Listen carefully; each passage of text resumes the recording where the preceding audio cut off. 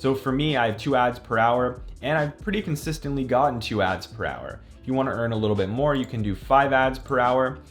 What is up, Hash Nation? Today we are talking about Brave Browser again, and we are talking about 5 of the coolest tips that I have for you to get the most out of your Brave Browser experience. Without further ado, let's hash it out.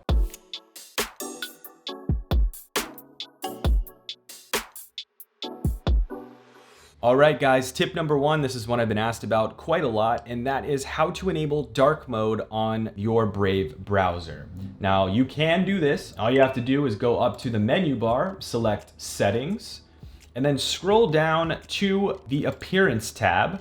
You can click this button or scroll down, and here you'll see Same as Windows. If you're on Mac, it'll say Same as OS X, I believe.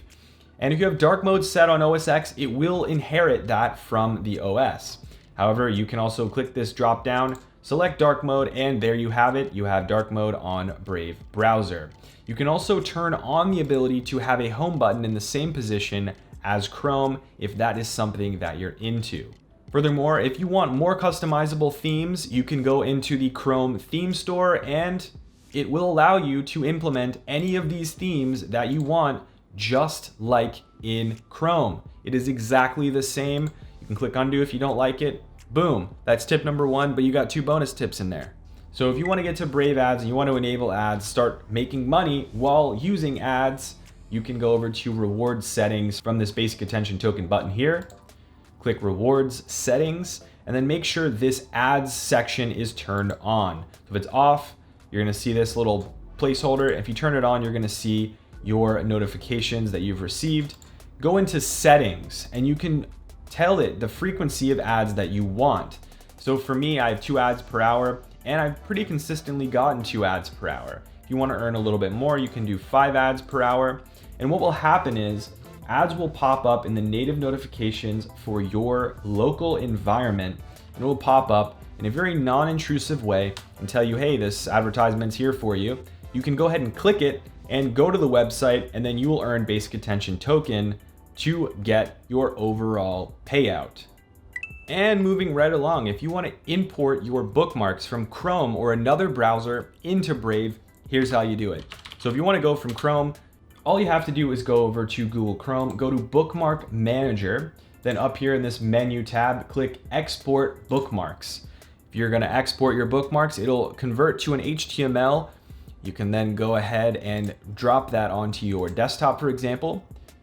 Then go back over to Brave, go to the menu button, go to Bookmarks, import bookmarks and settings, select bookmarks HTML file, and then go straight to that file that you had before that you dropped onto your desktop. Open that and boom, you can see all of your bookmarks moved from Google Chrome over to Brave browser, just like you would have wanted. And again, moving right along, you can go ahead and you can set up sync to sync your Brave browser across your devices. It's very simple. You can go ahead and add a device. You click phone or tablet or computer, and then you go into your app and you click sync on that one, and then you scan this QR code and you're done. It's worked like a charm for me. I've heard some people have had a couple of issues, but this is a feature that is continuously getting upgraded and it's well worth using.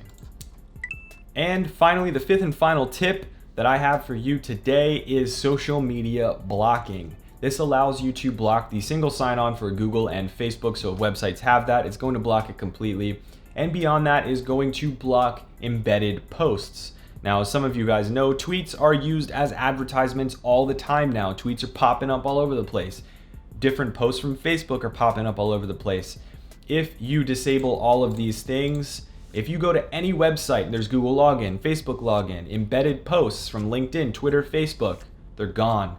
And again, that's going to, just like ads, save you overall data usage because you're not going to be downloading all that extra content. But beyond that, it is going to have a marginal effect on your battery life because you're not going to have to download those things and have them continuously running as scripts. Now, if you want to run battery saver mode, that's what I call it at least. Let's just say you go to ESPN.com and you see all this stuff that's happening on the screen. This is a very JavaScript rich website, and you feel like, hey, I don't need to see any of this. I just want to read an article.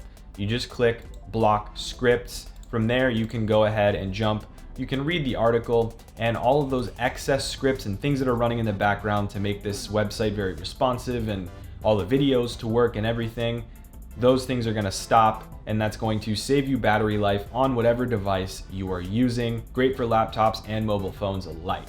And if you wanted to watch that video, turn those scripts back on, it will refresh, and then you can watch the video just like normal. So guys, that was actually probably 7, 8, maybe 9 tips, but I really just love Brave Browser, and I hope that you'll be willing to give it a try. If you haven't already, you can find a link to Brave Browser down in the description or a pinned comment below. Thank you guys very much for watching, and don't forget to check out more of my content linked here and here.